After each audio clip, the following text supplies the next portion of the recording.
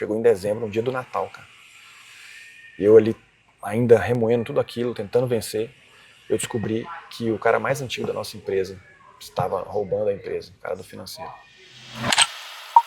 Fala, Luiz, tudo bem, meu amigo? O Mike aqui. Seguinte, a gente está gravando o podcast do Cristãos Criativos, lugar para falar sobre criatividade, arte, fé, sobre aquilo que a gente tem trabalhado. E eu queria te convidar para gravar com a gente. O que você acha? Grande Mike, tudo bem, meu amigo? Bom demais falar com você. Só me fala o dia que você vai estar aqui em BH, a gente tomar um cafezinho, comer uma comida mineira. Bom demais da conta. Bora. Mas e aí, cara, me conta o que você está criando, o que você está fazendo da vida? Para a vida além do serviço? É. Boa. Caraca, hein? Essa você não Caramba, esperava. essa já começou já difícil, hein?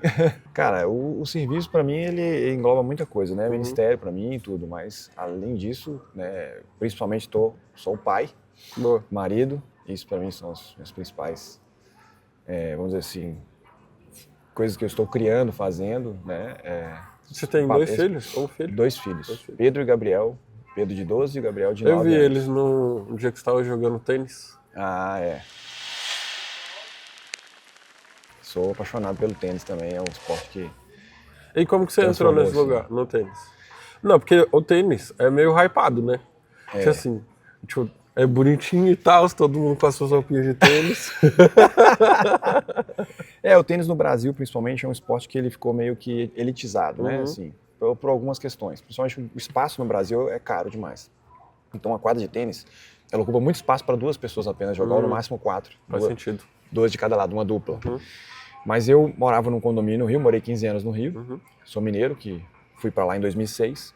Ah, eu pensei que você era carioca e tinha vindo para cá. Não, sou mineiro que fui a trabalho, né? Trabalhei na empresa de telecom, na TIM, durante 15 anos e comecei em Belo Horizonte, fui para lá em 2006 e voltei para cá em 2021. Fiquei 15 anos lá. E no condomínio que eu morava lá, tinha algumas quadras de tênis, era um complexo de condomínios que tinha uma quadra de tênis e essas quadras eram de algumas janelas do meu apartamento, eu via a quadra. Tá. Então, com 29 anos de idade, eu nunca tinha pegado numa raquete de tênis. Mas você já era esportista, ou não? Sempre amei esporte, futebol principalmente. Boa. E eu fui desgostando do futebol ao longo de um tempo, assim. E não acompanhava mais tanto, assim. Aí quando eu entrei no tênis, aí que eu me apaixonei completamente e parei de acompanhar mais ainda. Mas futebol. aí tem muito tempo, então, não é recente. Não. Eu achava que era recente. Eu já tenho aí uns 14 anos de tênis. Legal, irado. E que eu jogo, faço aula e jogo constantemente. Mas eu nunca tinha pego numa raquete, nem sabia que era tênis, assim, praticamente. Até quase 30 anos de idade. E aí vendo essa bolinha lá, o barulho da bolinha direto lá embaixo, o pessoal jogando.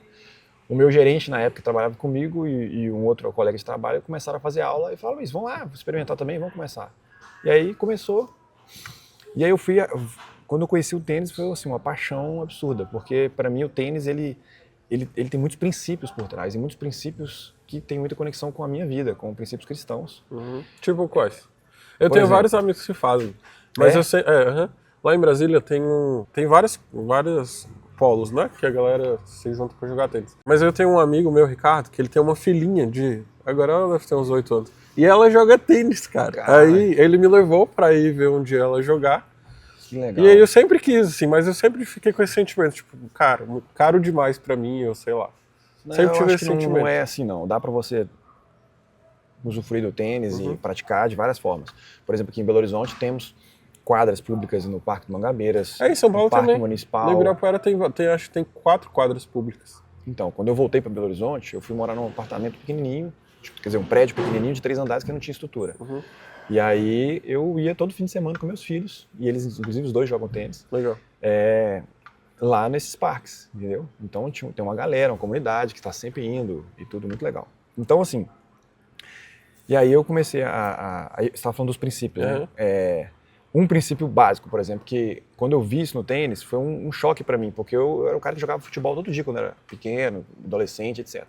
No futebol, quando a bola bate em você e sai na lateral, o que o jogador faz? Ele levanta a mão e faz assim, como se não tivesse batido nele. Tipo, cara, não encostou em mim.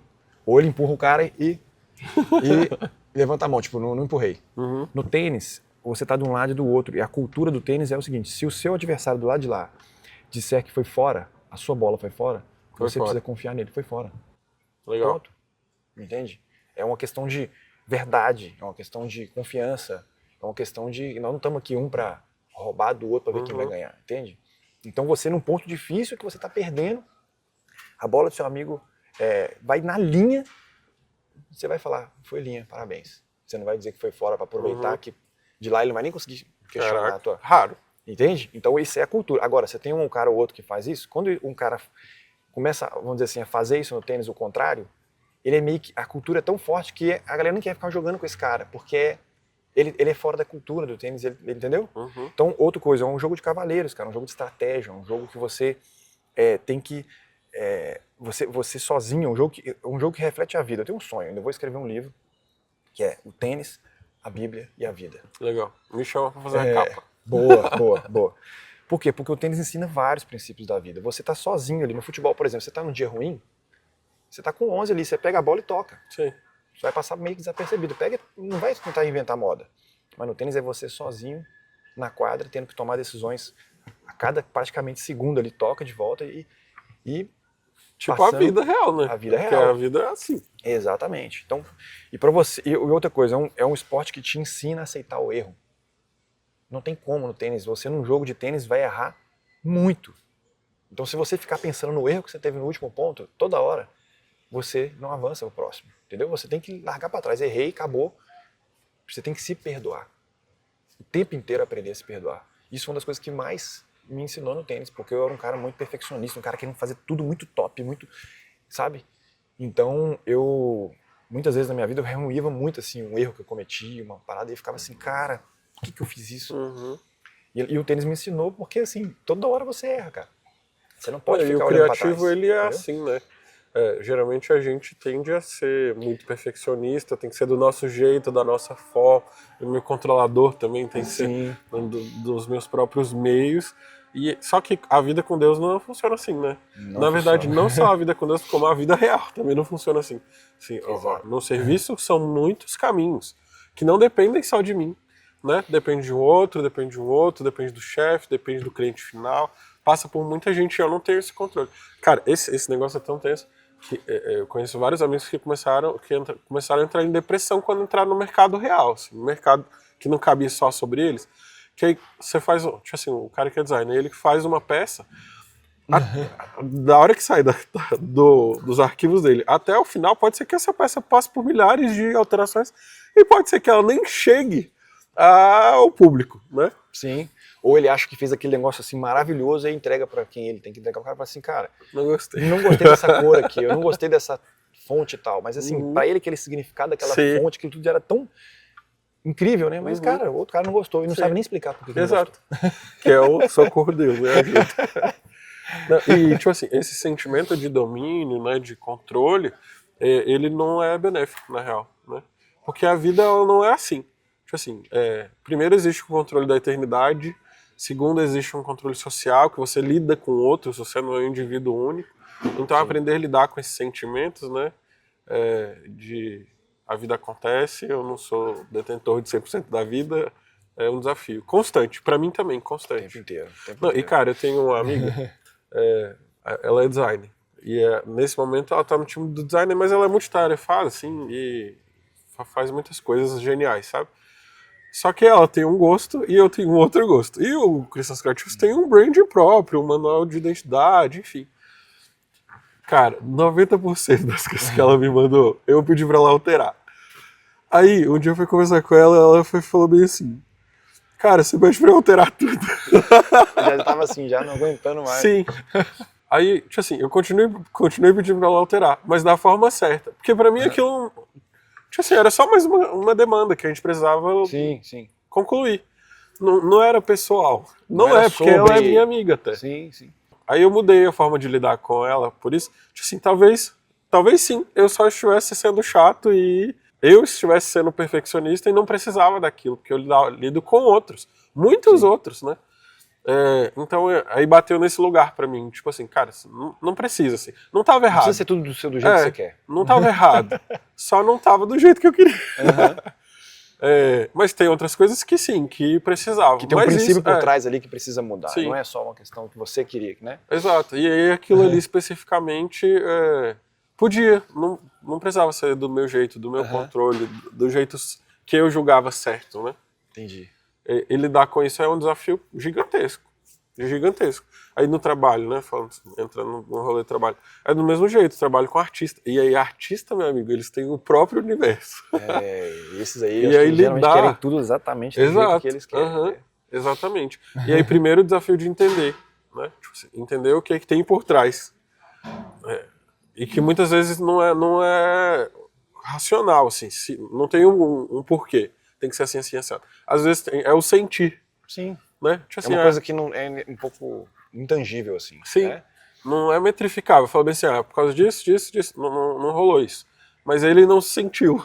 Sim, sim. É Agora, você está do outro lado, prestando um serviço, né, trabalhando, servindo nesse sentido, eu vejo como um sinal de muita maturidade. Você saber lidar com isso sem se ferir. Super.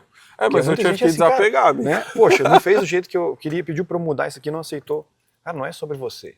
Entende? Sim. Não leva isso pro teu coração. E até porque eu nem vou ficar lidando com, por exemplo, um logo, né? Aí fiz o logo da inscrição. Eu só fiz, quem vai lidar com ele pro resto da vida é você. Então, tipo assim, você tem que se sentir melhor, você que tem que ficar satisfeito com aquilo, não eu. O cara assim, tem que se apaixonar por aquilo, porque ele vai todo dia ver aquilo, falar aquilo, mostrar aquilo. É claro que, né? Não vou fazer de qualquer jeito porque não é meu e não vou ficar lidando com isso todo dia. Você é excelente.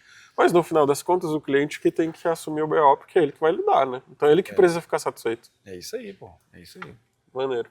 Ei, mas aí continua falando da história lá do tênis. Você gostou do tênis, hein? Sim. Vou virar tenista. Já vi que vai começar a virar tenista. Daqui 2 anos a gente conversa de novo. Mas você vê o tanto de princípios, só um pouquinho que a gente falou, já tem alguns princípios assim que conectam muito, né, com a Bíblia. Então, o meu filho pequeno, por exemplo, eu ensinei para ele sobre a verdade usando tênis. Irado. Porque as primeiras, né, ali logo no início, eu via que ele já tinha uma tendência, assim, de falar uma bola que não foi, que não foi fora e foi fora, entendeu? Aí eu vinha e usava o princípio para ele da palavra. E ele gostava de futebol? Nunca gostaram, nenhum dos dois. Eu também nunca gostei. Nunca gostaram, meus dois filhos. Até um começou, o Pedro mais velho, que fez 4 meses, mas era até engraçado. O pessoal tava correndo atrás da bola assim, aí ele via uma folha assim no chão, parava, pegava assim. Artista. Eu falei, cara, não é futebol. Mas enfim, então assim, você usa esses princípios do próprio tênis que está conectado com a Bíblia para ensinar as verdades bíblicas, né? Inclusive Deus recentemente me deu uma tarefa, cara, assim, de usar os princípios cristãos para trazer a palavra para as crianças do meu condomínio. Né? Incrível. Fiz uma oração no dia seguinte, cara, uma pessoa falou assim, Luiz, Senhor, me confirma se é isso aqui que eu estou entendendo que o Senhor está querendo que eu faça. E aí, no dia seguinte, uma pessoa falou isso. Deus está falando para você trabalhar os princípios de Deus aqui na vida desses meninos aqui do condomínio, porque eles precisam muito. Então, eu já tinha organizado um torneio de tênis para as crianças do condomínio, então já criei toda uma confiança com eles ali, uma amizade, eles gostam de mim e tal. Então, você vê como... Isso sendo pai facilita também, né? Para figura pública, assim. Sim. Um dos meus filhos, o Gabriel, joga bem e tal, então, enfim.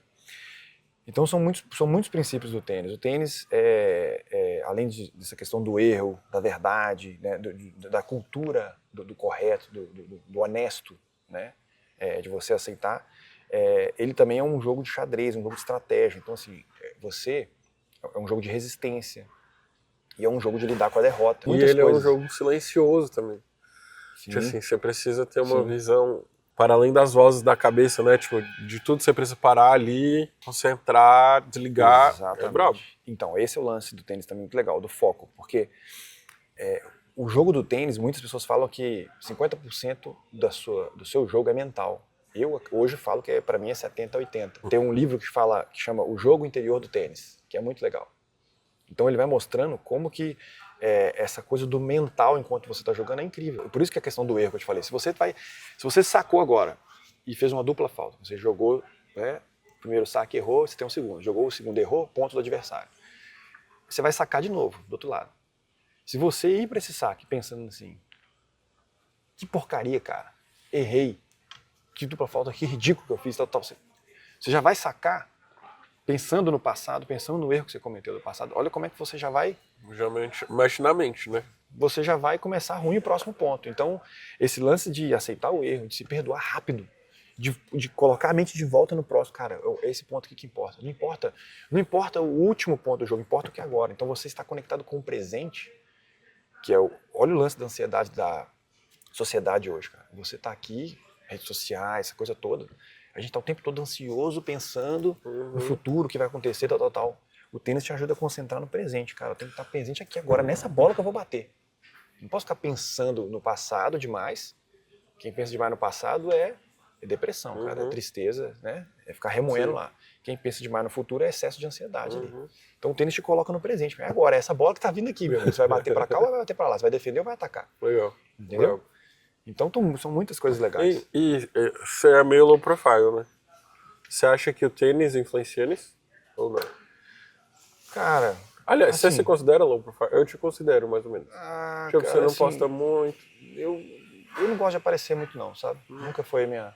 Na verdade, já tem um tempo que estão me forçando a eu aparecer mais e eu tenho ainda umas dúvidas sobre isso, sabe? Assim, eu dou uns passos, e depois eu volto para o meu local de Conforto. que não é ficar, sabe, postando e tal, mas eu entendo também que tem um papel que eu preciso falar mais, assim, expor mais um pouco do que Deus também tem me dado, mas não tem nenhum interesse hoje de postar sobre ficar mostrando a minha vida, falando e tal, né, do meu dia a dia, mas eu entendo que até pelo que a gente tem construído na empresa, é importante eu me expor mais, me posicionar mais, entendeu? Sobre a nossa visão, sobre o que a gente tem feito, sobre o que Deus tem feito, né? Mas eu me considero low profile, assim, nunca fui de aparecer e tal. O tênis tem muita gente que não tem conexão com isso, mas tem muito mais conexão com a minha história mesmo, a minha família e tal. Então, não, mas você diz esse exercício contra a ansiedade, contra sim, o tênis, isso aí ajuda demais. Mas o que ajuda principalmente nisso aí é a conexão com Deus, né? É a entrega, aquilo que você falou, né? A busca da entrega completa dia a dia, sabe? Você começa a sair desse lugar, você precisa voltar, né? Então, esses dias, por exemplo, eu estava um pouco ansioso, assim, por querer ouvir mais a Deus sobre algumas coisas importantes que estão acontecendo. E aí eu chamei um amigo meu para conversar, e falei, cara, que tem muita intimidade com Deus também, e foi muito legal, porque Deus usou ele para me trazer coisas que Deus já tinha me falado e para volta para esse ponto aqui, sabe? Sim. Tipo, é o lugar da entrega completa e lidar com qualquer tipo de BO e problema com um sorriso no rosto, sabe? Tipo, Deus está no controle aí, ele tá me dando esse problemão aí, ele que fez isso aqui, ele que tá, né? Uma coisa saiu fora do lugar, cara, foi ele que proporcionou. Então vai lá, lida com isso aí, sorrindo, meu irmão. Uma vez eu estava no culto, e aí o meu pastor estava falando sobre quem leva a ovelha para o vale da sombra da morte é o próprio pastor. É ele que direciona a ovelha para aquele caminho, porque ele sabe que é preciso que a ovelha passe por aquele caminho para ela chegar no lugar que ela precisa chegar. Então é o próprio pastor. E ele está com ela no vale da sombra da morte, né? Não é tipo assim, vá e faça, e morra. Lá, te vira aí. Não, é tipo assim, a gente vai precisar passar pelo vale da sombra da morte, mas a gente vai passar junto, né? E é esse lugar de segurança, assim, não é que você estava falando. Cara, quem permitiu que o problema viesse foi o próprio Deus, então não tô largado. Se você entregou, não, entrega de fato. Não fica com essa entrega no meio do caminho não, que não dá certo, não. Irado. E aí, em 2017, eu entendi. Na verdade, eu tive uma gastrite nervosa em 2016, tentando conciliar a inscrição, a Atos 6, que era outra empresa que eu criei de gestão para igrejas. Então, eram 2 filhos, as 2 empresas, trabalhava na TIM. Aí, em 2016, deu uma pane geral. Ele falou, você tá insistindo nisso aqui ainda? Segue com propósito. Mas isso foi um burnout? O que foi? Eu tive uma gastrite, nunca tinha tido naquilo na minha vida. E aí, quando eu fui fazer todos os exames e tudo mais, ficou nítido que era emocional. Então, não era uma espécie de burnout, entende? E aí eu entendi que eu tinha que sair totalmente e ter a coragem, que já era para eu ter tido antes, de dedicar 100% às empresas que Deus tinha me dado. Cara, mas você foi muito corajoso. Porque no momento de fragilidade, né, tipo assim, saúde e tal, a tendência é a gente correr para o lugar teoricamente mais seguro e deixar aquilo que teoricamente é mais variável de lado, né? Mas Deus falou comigo exatamente. Eu fui numa conferência de cura do Randy Clark, não sei se você conhece, muita gente conhece. E eu fui com o propósito de que Deus iria me curar lá. Exatamente, tinha acabado de acontecer essa gastrite. E aí eu cheguei, ele chamou lá na frente no primeiro dia pra fazer uma fila lá, quem queria ser curado de alguma coisa, fui, e a pessoa que estava lá, que era uma menina, não lembro o nome dela mais, que era uma das facilitadoras que ele leva e tudo, quando ela orou comigo, falou assim, isso é emocional, isso aqui não tem nada a ver com o físico, isso tá tudo aqui ó, na tua cabeça. E o médico do exame já tinha falado isso logo antes, tipo assim, ó, isso aqui é... Então, mesmo assim eu fui teimoso, algumas vezes eu fui teimoso, essa foi mais uma delas, e aí ficou claro. E eu entendi que eu tinha que voltar no segundo dia, que Deus queria falar outra coisa comigo. Muito, muito legal assim. Ele falou para todo mundo ir lá na frente, eu senti que eu tinha que ficar sentado. E aí eu sentado ali comecei a orar, e aí Deus começou a falar claramente comigo várias coisas assim. E me trazendo lá atrás do porquê que ele criou a empresa, me lembrando da palavra que ele me deu no dia que eu criei a empresa, do propósito da empresa, que a empresa era dele, não era minha. Incrível. E que eu não estava confiando, que eu estava querendo fazer as coisas e achando que... E eu não estava entregando a ele. Você precisa entregar tudo, segue, confia. Né? E aí foi ali que eu falei, caramba, eu preciso sair da TIM e cair de cabeça, dedicar nisso, que é o propósito que Deus está me chamando. E aí eu fiquei mais uns meses ali, nesse processo de saída da TIM, né? Cheguei logo, falei com o meu gestor que eu queria sair, etc e tal, que tinha, né, uma outra coisa em paralelo que estava acontecendo, enfim.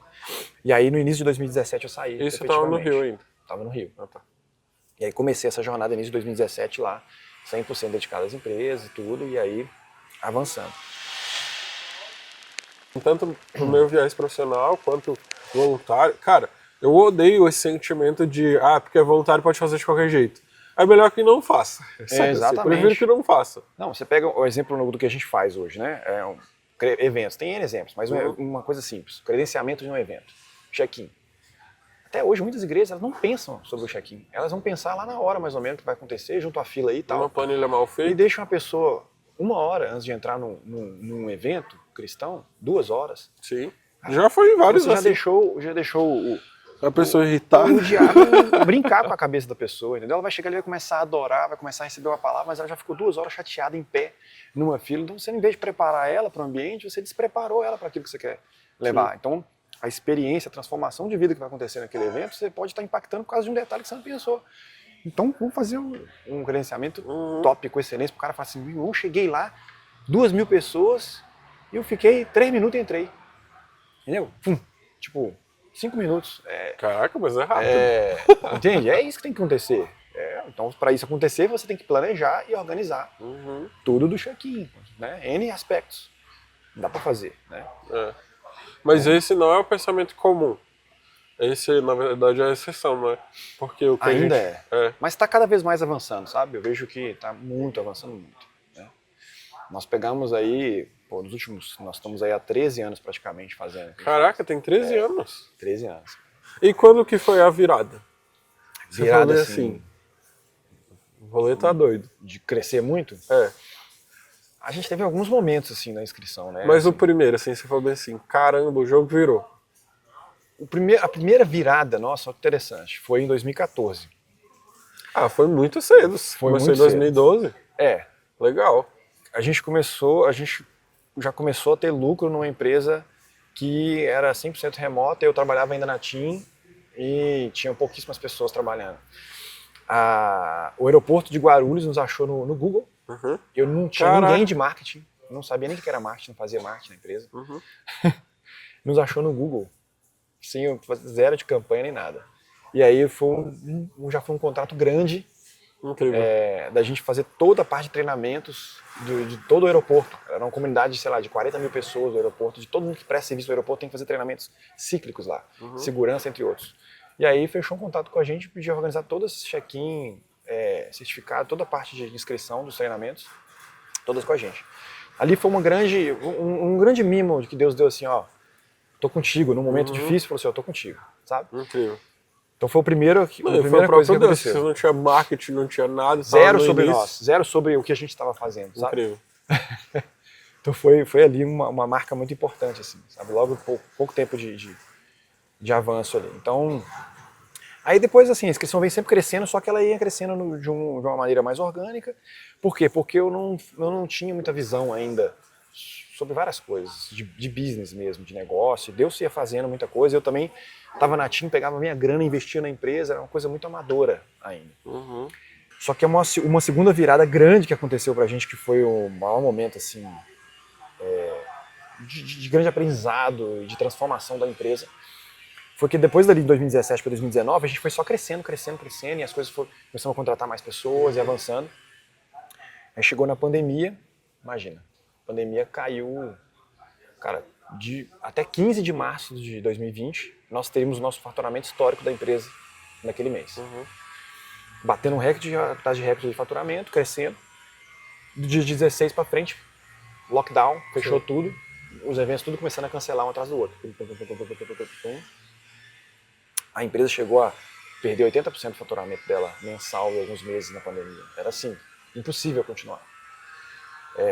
Sim, logicamente era impossível. A gente tinha Atos 6 que conseguiu nesse momento, Atos 6 acabou sendo uma coisa que balanceou ali, que era a nossa outra empresa. E aí a gente reduziu o salário, fez uma proposta para todo mundo de reduzir o salário de todo mundo. Em 30%, falou, se a gente reduzir isso aqui, a gente consegue demitir ninguém. Fiz esses cálculos, no meu salário do meu sócio principal, Mário, a gente reduziu mais ainda. Falei, cara, vamos passar por isso aqui e vamos embora. Pra você ter ideia, a maior do mundo, que era a Eventbrite, tiqueteira, ela desligou o escritório do Brasil em abril da pandemia, demitiu 50 pessoas, as 50 que trabalhavam no Brasil, desligou. Então, se você quer ser atendido, agora você vai ter que ser atendido nos Estados Unidos. E no mundo inteiro ela demitiu 45% dos funcionários, quase metade. E nós passamos esse momento sem demitir ninguém. E nesse momento eu estava já numa crise emocional, por algumas coisas que tinham acontecido também na 6 e tal. E aí, em junho da pandemia, assim, eu fui tentando, eu demorei um tempo para fazer isso aí. Demorei 2 meses. Então foi abril e maio ali, eu sofri muito. Aquilo que eu te falei do erro. Eu ainda estava tentando lidar com aquilo, não aceitando aquilo. Achando que eu estava errando e eu entrei num modo, olha onde eu entrei num lugar muito ruim. Eu entrei num lugar de não aceitar que Deus estava deixando aquilo acontecer comigo e de questionar a Deus a ponto de dizer que era injustiça de Deus. Porque eu era um cristão bom, eu era um cristão que cuidava das pessoas, que servia na igreja, que fazia tudo bem. Sabe o jovem, o jovem bom lá na Bíblia, que Jesus deu uma lapada nele? Eu estava me colocando naquele lugar e cheguei a me comparar com o Jó, assim, olha o meu nível de insanidade. Assim, Pode ser até o irmão mais velho do filho pródigo. Também. Mas aí eu estava muito chateado com Deus, eu estava assim, sabe, tipo, o Senhor tá fazendo injustiça comigo. Um monte de coisa acontecendo achando que eu era merecedor de alguma coisa. Então eu fui sofrendo muito com isso, aí eu comecei a fazer terapia em junho da pandemia, pela primeira vez na vida. E aí já online? Online, 100% online. E Deus, olha que interessante, minha mãe tinha passado por depressão há poucos anos antes. E eu critiquei muito a minha mãe. Eu não aceitei, porque a minha mãe era pilar de fé da minha família. Minha mãe que levou eu e minhas irmãs, principalmente, a ter uma vida cristã, sabe? De comunhão com Deus, igreja, etc. Então, assim, desde pequeno. E aí, quando minha mãe teve isso, eu não aceitei. Eu falei, não, você não pode ter isso. Você é uma cristã. Você é forte, Deus está com você. Então, e esse é um discurso muito comum, na verdade, né? Exatamente. Assim, eu tive que pedir perdão para ela. Várias vezes eu já ouvi. Agora não, né? Agora tá mais comum. Mas antes, assim, tem depressão quem é do diabo. Quem é de Jesus não tem depressão. Jesus é a nossa alegria. Exatamente. Então, tudo que eu estava passando, eu estava muito mal, assim, emocionalmente. E aí, eu comecei a fazer essa terapia com uma pessoa incrível, a Cíntia, inclusive, lá do Rio. Terapeuta cristã e tudo. Ela me ajudou muito a vencer isso tudo aí, né? Dando muitos insights, muitas coisas, muitos princípios, naquele momento ali, passando a pandemia. E aí, olha que interessante, chegou em dezembro, no dia do Natal, cara. Eu ali, ainda remoendo tudo aquilo, tentando vencer, eu descobri que o cara mais antigo da nossa empresa estava roubando a empresa, o cara do financeiro. Ali foi tipo, assim, eu achava que estava no fundo do poço, foi o caos completo, foi muito pior. Porque aquela parte financeira que a gente estava ali tudo apertando, segurando, tal, tinha um rombo financeiro. porque ele estava roubando a empresa de um tempo. E sabendo daquilo tudo, galera com salário reduzido, etc e tal. Quando nós descobrimos no dia do Natal, cara... Foi no Natal? Foi no dia 24 que a gente confirmou tudo. Caramba. Foi, não dá tempo da gente contar a história toda aqui, mas foi insano, parecia uma cena de filme. Assim. Eu tava de férias em Belo Horizonte, falando por telefone, meu sócio indo atrás lá na casa do cara para tentar descobrir o que ele tinha feito. Descobrindo pelo Bradesco no banco, ele falsificou uma assinatura minha para pegar uma conta garantida e continuar seguindo, para ficar negativa a conta, que eu ficar pegando coisas ali, enfim. Aí, que loucura. Loucura. Dia do Natal, passamos o Natal de 24 para 25, eu e minha esposa deixamos os filhos com a sogra e passamos a semana no Rio, descobrindo, pegando planilha, levantando tudo que tinha acontecido. E foi por quantos anos? Ah. Sério? Nossa, que droga. Exatamente anos no plural. Então, ali meu mundo caiu. Naquela semana entre Natal e Réveillon, foi tipo assim, acabou. Ele já estava acostumado, né? Assim, já. Fazendo tanto tempo. Ele pegava pouquinho e todo ano, e todo mês ia pegando um pouquinho, ia pegando a mais, enfim. A gente tinha um volume financeiro muito grande que a gente passava pela empresa e, enfim, falta de controle, falta de gestão minha. Até porque, cara, que loucura. Porque vocês recebem a grana da igreja. A gente recebe um volume muito alto que movimenta pela nossa plataforma. Que loucura. Então, ali caiu o mundo todo, falei, tá, então acabou. Tipo, não tem como continuar mais. Né? E aí, como é que nós vamos fazer? A gente nós vamos chamar os nossos principais clientes e dizer, olha, infelizmente a gente vai ter que decretar falência, acabou a empresa, porque financeiramente não tem mais como, né? Ou a gente, cara, vai ter que pegar uma grana absurda, centenas de milhares de reais emprestado, fazer o que não tem como. E aí eu comecei, com minha esposa, a chorar e pedir a Deus uma palavra, Senhor, o que eu vou fazer? Logicamente, não tem mais como. No dia 1º de janeiro de 2021, Deus me deu a palavra através de um cara chamado Eric Gilmore, um cara que eu sigo muito. E nesse tempo eu comecei a buscar muito a Deus, sabe? E esse cara é uma das referências de intimidade com Deus, um cara muito legal. Inclusive eu tive a honra de conhecê-lo presencialmente e contei a história para ele depois da palavra que Deus usou ele. Legal. Agora na FIRE Conference aqui, esse ano, inclusive feito pela nossa plataforma. E aí Deus me deu essa palavra de Deuteronômio 8. E ali, quando eu peguei essa palavra no dia 1º, cara, foi assim tão claro para mim, que Deus começa assim, filho, eu deixei você passar o que estava passando no deserto. Eu fiz isso para provar o teu coração. Eu fiz isso para te testar, eu te humilhei para te testar. Para você entender que não só de pão vive o homem, mas de toda palavra que sai da boca de Deus. E aliás, como um filho, eu como pai, eu estava corrigindo você como filho. E aí Deus foi trazendo à tona para mim tudo que eu estava fazendo de errado, assim, que eu achava que eu era merecedor, que eu era bom demais. E olha o tanto que eu era bom, eu não estava vendo o cara me roubando, cara. Assim, entre outras coisas, né? Eu estava me achando digno, sendo que eu não sou digno de nada. E aí Deus foi mostrando essa palavra claramente, assim, mas você vai entrar numa terra, que é quando ele fala para o povo que ele vai entrar na terra prometida. E essa terra tem videiras, tem água que sai da rocha, mel e tal. Vai falando dessa terra aqui, que ele está trazendo para o povo. Aí ele mostrou claramente, falou assim, então não vai acabar aqui. Você vai viver alguma outra coisa. E a terceira parte dessa palavra, ele fala assim, mas quando você tiver construído casas e morado nelas, casas boas, você estiver comendo uma comida boa, você estiver vivendo isso aqui, você nunca esqueça de quem que fez isso aqui, que fui eu. Você nunca ache que foi na sua força, na sua justiça, na sua inteligência, na sua capacidade, que você produziu riqueza. Mas fui eu. E se você esquecer, aí ele vem dizendo o que vai acontecer. Então, quando eu peguei essa palavra, eu comecei a chorar, cara, absurdamente, e ficou nítido pra mim, era isso. Ele falou, não, você não vai parar, você não vai desistir. Agora tu vai ter que ter a coragem de começar, não do zero, mas do negativo. E com essa palavra em mãos, eu falei, então agora eu vou obedecer. E pedi muito perdão a Deus por tudo que eu estava vivendo, né? Assim, reconheci completamente a graça dele na minha vida ali naquele momento, de que de fato, assim, então tá, Senhor, tudo é teu, eu não vou mais seguir na minha força, que eu achava que era na minha capacidade, né? Então foi dali pra frente que tudo começou a mudar. Cara, comigo, a minha experiência, falando em Cristãos Criativos, né? Eu não queria ter criado Cristãos Criativos. Eu fugi igual qualquer pessoa poderia fugir. Ele foi te dando palavras e você foi, não, isso aqui Não, não. eu não quero, não sou eu, não é pra mim, eu não vou fazer isso. Você tava igual o Jonas, então. Eu próprio, eu acho que é um dos personagens bíblicos que eu mais me identifico. Até hoje, inclusive. E aí, Luiz, eu falei, cara, de tudo quanto é jeito que eu podia tentar fugir, eu fugi, real, assim. E aí um dia eu falei, depois de cansado de tanto fugir, eu falei assim, tá bom, bora. Assim, eu fujo, mas eu sou obediente, sabe? Assim, eu sou turrão, mas eu sou obediente. E aí, hoje em dia, tudo de mais legal que eu vivo na minha vida veio porque eu fui obediente, assim. E porque eu fiz a vontade de Deus. Porque não era a minha vontade. Uhum. E aí falava bem assim, o Cristãos Criativos é do Mike. Não é meu, eu nunca quis. Tipo assim, hoje eu quero, mas tipo assim, nunca foi sobre mim.